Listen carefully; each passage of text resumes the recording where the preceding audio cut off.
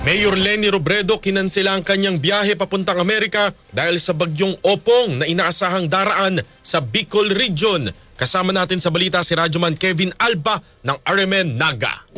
Hindi na itinuloy pa ni Mayor Leni Robredo ang biyahe nito papuntang Amerika para dumalo sana sa imbitasyon ni former President Bill Clinton dahil sa ngayon puspusan na ang paghahanda ng lokal na gobyerno ng Naga sa posibleng epekto ng bagyong Opong sa lungsod. Inaasahan kasi na daraan sa rayong Bicol ang nasabing bagyo sa araw ng Biyernes base na rin sa forecast ng Pag-asa. Dahil dito, kagabdang pinulong ni Mayor Leni Robredo ang nasa 27 barangay kapitan sa Naga maging ang iba pa mga concerned officers sa City Hall upang paghandaan ang ilan sa mga dapat gawin kapag nariyan na ang bagyo.